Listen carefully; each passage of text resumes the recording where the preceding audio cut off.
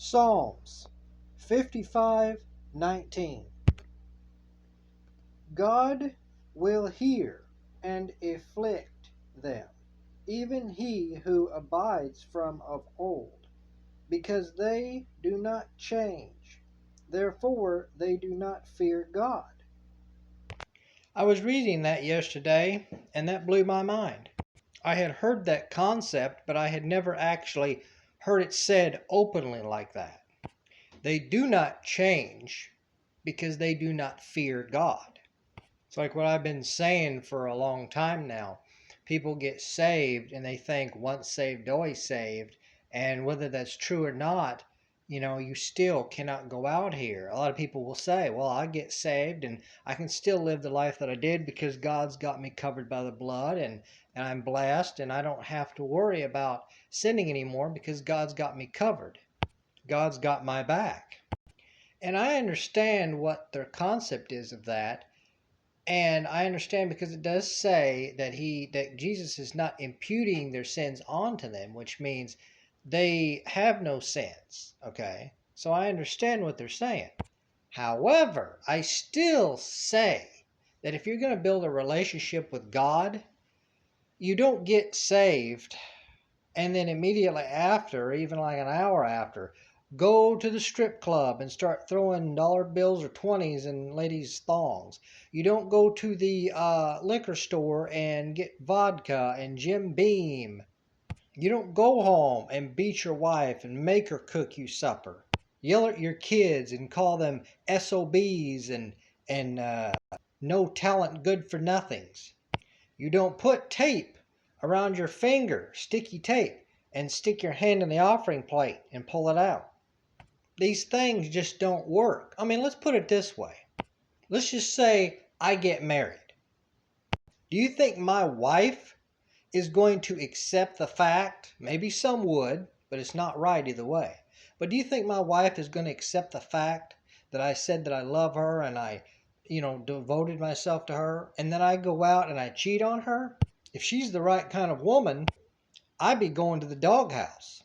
So just like God, if we get saved and practically, basically, it's cheating, we go cheat on him by, I don't know, doing spells, cursing people, talking filthy about people, lying, deceit. If we go smoke, drink, if we gamble, tell a lie on someone, God is basically going to look at us and say, okay, I understand what you're doing, but you've made a covenant with me. You need to stay with me. I mean, after all, and yes, you can go to your wife just like God and say, honey, I am so sorry. The flesh got a hold of me. I saw something and I couldn't help it. I fell. The only difference in that is the Lord will take you back every single time. Your wife might not. Of course, that doesn't mean that you need to keep doing it just because God's throwing his blood on you every single time either. Like that verse said, they do not change, so they do not fear God. And fear just basically means that they don't abide by God. They don't respect God. They don't love, I like to think of it as they don't love God enough. Yeah, I feel as though it's a rank or a level, okay, in Christianity, a relationship. If you love God enough, you will quit all these things. I mean, myself, I have surrendered and gave up so much to the Lord.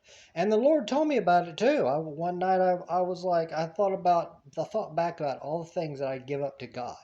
And I'm like, I started to take pride in myself. And that is good to a certain extent. I am proud that I gave that stuff up because I didn't need it no more. And I cleared my palate and I got rid of all that garbage and trash that I didn't need. But at the same time, I know how I was able to surrender all that. Through God. It wasn't just me. I chose to give that up, but God helped me to give that up. He gave me a choice to give that up. He told me, this is a lesser demon. You don't have to worry about it. Get rid of it. Give it to me and I'll take care of it. I'll help you get over this. So I did. And I've been better for it ever since. Same way with smoking. I didn't stop smoking the way I should have. I should have stopped it because I loved God, just like drinking. I should have stopped drinking because I loved God, but I didn't. I stopped drinking because I had really horrible hangovers. I mean, ones that made me want to commit Harry. But since Harry got fired, and I don't know where Carrie went, I just wasn't going to worry about it. So I just felt that it was better to just stop drinking. That way I wouldn't have to worry about the pain and agony of a hangover. And it goes the same way with smoking. I started getting sick. I think I blame that one on my mom because my mom was praying for me about the cigarettes. But every time I would smoke, I would get sick. I would get dizzy, and I just started feeling weird, strange. I'd get puny, when almost like I wanted to throw up. So again, through my sickness and affliction from that, I gave up smoking. But I may have gave up smoking and drinking for the wrong reason, but I continue to give it up for God. And I think that's the reason why I've been able to continue to stay away from those things. Because if it wasn't that, I would have probably already been to the liquor store getting me a dill of vodka and rum shada. Or I would have been buying, spending all my money on cigarettes. And it's just something I don't need. There's other things that I want. So I'm putting my time on that. I think in our relationship with God, to build a relationship, some people might be able to do it cold turkey, just like that. But to me, I feel like, for me, it is anyway, I have to take on the lesser demons first, then go to the middle ones, and then at some point on the very last, I got to take on, since I'm strong enough from all the other demons, I got to go up and take on the big boys, one at a time. Because trust me, you're not going to be able to go to the top in the middle. For me, it's about starting from the lesser demons and going to the big ones. Because that's the only way that's the only way I get strong enough to handle the medium ones and the big ones. It's the only way. Of course, I think that's the way it only works because we got to get our relationship up with God at a slow pace. We can't expect to grow overnight. Some of us are throwing seeds and we're expecting them to grow overnight, all of a sudden, instantly.